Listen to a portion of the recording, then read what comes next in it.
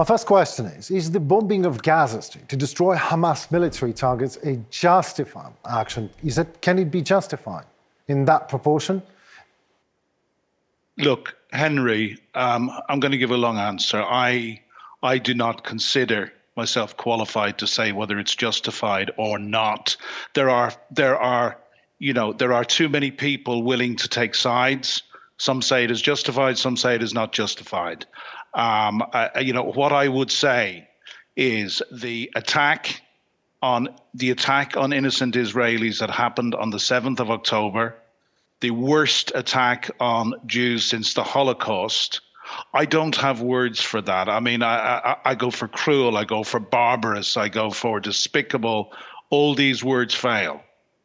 And I try to put myself into I have Jewish friends, I have Israeli friends. I try and put myself into their shoes and how I would react if that was my country people were attacked. But then I see what has happened. 1,400 people, I think, perished in those barbarous attacks, and since then, that has doubled. For the 3,000 is the latest figure I've heard of mostly innocent Palestinians, women and children, have been slaughtered in Israel's reprisal. I just don't feel capable of making a judgment on this. Of course, the killing of that 5,500 people is utterly evil and despicable, no matter where the killing comes from or which side the innocents are on. But I will say this: what has happened, Israel's response has been exactly what Hamas wanted. They are getting exactly what Hamas wanted. And what I would like to talk about is Russia's role in this. Because, I find it very, very strange. And I've just come off another interview in the UK where I spoke about this. I find it very, very strange that so few people are talking about Russia's role. I listened to John Bolton, the former security advisor to Donald Trump back in 2019. I listened to John Bolton being interviewed by one of our top political journalists, Andrew Marr, last night. And, he went right up to Iran. We all know that Iran backs Hamas and the web of relationships between Hamas and Hezbollah and other Islamic fundamentalist terrorist groups.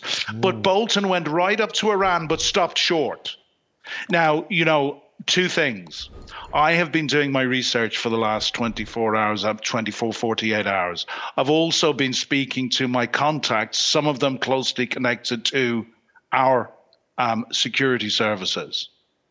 I have been told very, very clearly that the fingerprints of Russia and the GRU in particular, that's Russia's military secret service, if you like, military intelligence, are all over this attack and have probably been all over it for a year.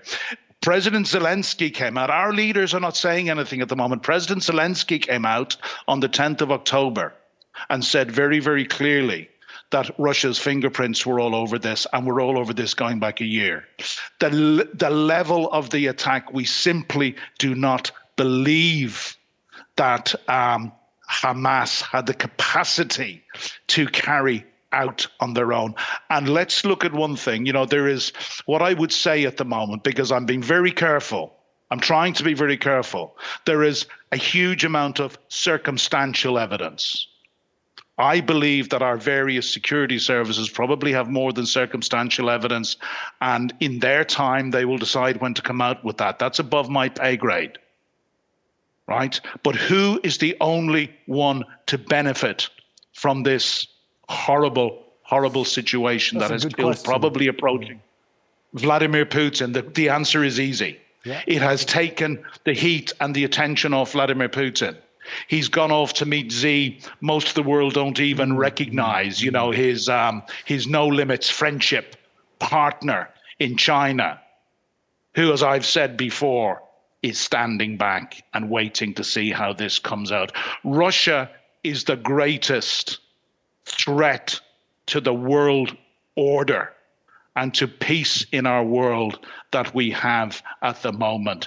Russia is currently doing the dirty work with her axis of evil and partners that Russia has in its pocket. I talk about Iran. I talk about North Korea. I talk about Syria under Assad, not the Syrian people.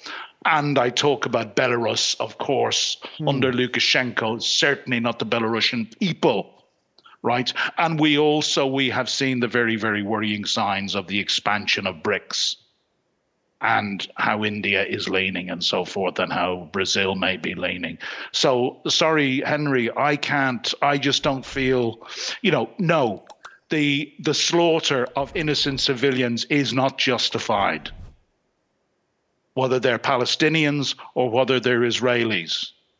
But I just don't feel qualified to, Well, I mean, at the moment, neither make a I am. judgment No one can on be Israel, qualified. because